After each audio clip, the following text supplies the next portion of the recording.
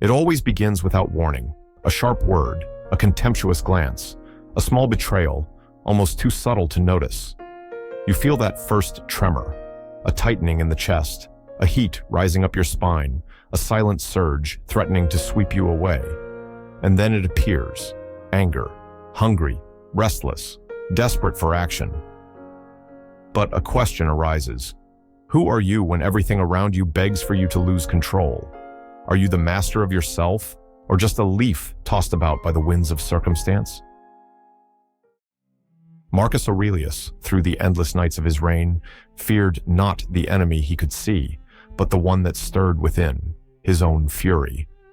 He wrote, "How much more grievous are the consequences of anger than the causes of it?" An insult may sting for a few seconds. An uncontrolled reaction can scar a lifetime. Is it worth surrendering your soul for the rage of a fleeting moment? Epictetus, once a slave and later a sage, knew the art of refusing to be chained by the trivial. He warned, any person capable of angering you becomes your master. He can anger you only when you permit yourself to be disturbed by him. Every time you lose your temper, you surrender your freedom. You hand your sovereignty to someone else. But there is another way. To observe, to understand, to disarm the trap before it captures you.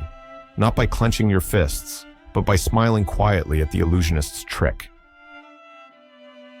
Seneca, ever the serene philosopher, offered a remedy that was both simple and powerful: time. The greatest remedy for anger is delay. Impulse demands immediate action, to shout, to strike, to react.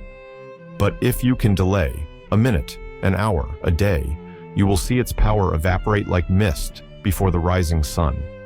Time does not merely heal, it reveals. It shows how many of our battles were nothing but shadows. The Stoic understands. The provocation says more about the self than about the provocateur. Each surge of anger points inward. What part of you remains fragile? Is it pride, the hunger for approval, fear of not being enough? The next time something unsettles you, don't look outward.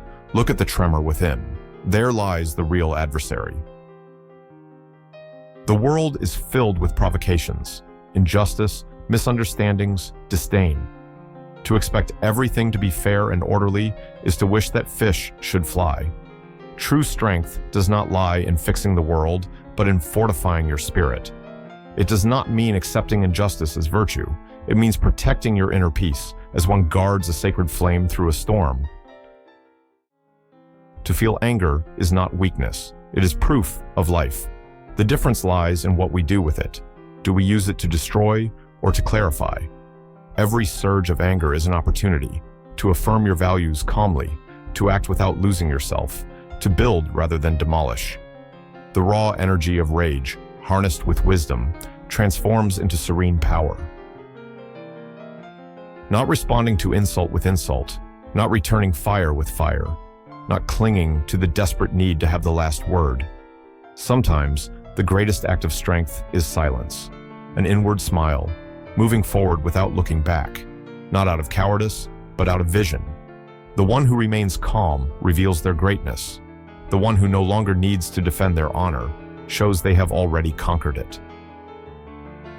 How is such strength built? Not in a single day, nor through a single act of will. It is an art forged moment by moment. Every time you delay a hasty reaction, you grow. Every time you choose not to respond in anger, you strengthen your foundation. Every time you turn offense into indifference, you become a stone the storm cannot move. You will stumble. You are human. But Stoicism demands not perfection, only perseverance.